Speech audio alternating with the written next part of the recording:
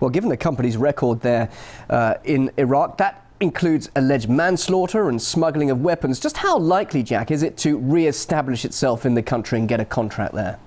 Well, it's certainly trying to. I think the real reason they could is because they have very deep pockets, and they also have very, very good connections. You can call this company anything that you like, whether it's Blackwater, whether it's Z, whether it's Academy, whether it's John Smith. It doesn't make any difference. If there's a lot of money and there's connections, there are opportunities. I guess the sad part is, though, is that if you go to a restaurant and you have a bad meal, just because they change the name on the front door doesn't mean the food's going to be any good. Here's a question for an ex-CIA officer. The company's founder once acknowledged the firm was at the CIA's disposal for some very risky missions, and that's a quote. What does that imply? Just how close were Blackwater's links with the CIA? What can you tell us about that?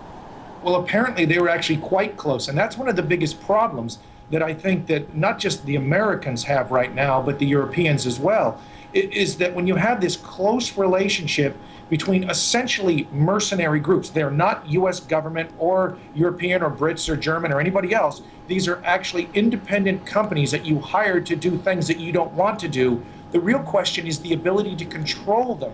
And the Americans did not do this very well. One of the biggest problems that they had was, I think they didn't want to. They wanted to be able to shovel off certain things to these guys and say, go and do this. I think about this when I was doing things as a journalist in Iraq in 2005, 2006, 2007. I saw this there. I saw this in Afghanistan too. So the same problem exists, and it continues to exist whether the Americans pull out or not.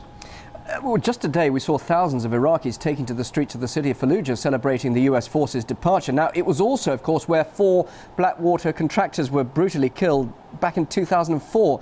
And now that led to a bloody US siege of that city. Just how do you think the people of Iraq will feel about companies such as Blackwater now returning to their country? Because obviously we know there's been a lot of tension between US combat forces and the Iraqi people.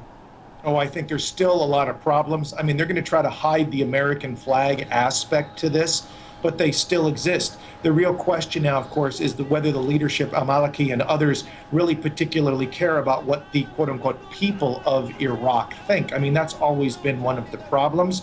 But I do think that this company, whether it is, and multiple others who are there as well, will try to stay as low profile as they can. But remember, I mean, one of the aspects that just because the Americans are leaving doesn't mean they've left. The largest American embassy in the world is in Baghdad, the largest. It's bigger than China, it's bigger than Moscow, it's bigger than Britain. And so you have 15,000 people, including multiple contractors, including multiple special forces, who still have very deep fingers, and there are people right across the border who can cross into Iraqi space at the drop of a hat. So in effect, is it misleading to say in a way that US combat forces are leaving? Because you've already mentioned the links with the CIA, but will these people in a way do the job that the US combat forces would have done if they were to stay on?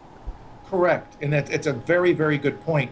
The Americans are shining this up as if they are leaving, but they have a very deep imprint into Iraq, which is what they wanted, and the Americans will continue to have that imprint, but they're still in Kuwait. They still have troops along with the Brits and others in the Indian Ocean they can reach in very quickly. They still have a very large Camp Bond still in Kosovo that they could reach across. They're in Turkey, they're elsewhere. If they want to get into Iraq, they can be there in a matter of minutes. Just finally, Jack, you did mention these companies want to keep a low profile. Are you implying perhaps that Blackwater has learnt by its mistakes and it's not likely to make the same sort of mistakes again?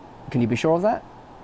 I wish I could say that. My problem is that there's a certain culture that Blackwater has, and you can change a couple of the guys at the top of the heap. They're hiring the same kinds of people. They're doing it in the very same way. They're doing much of the same work, and the leadership comes from the same places with the same connections. So my fear is the failures of the past, and they have been dramatic, will continue into the future. Jack Rice, lawyer and former CIA officer, thanks for your time. Always a pleasure.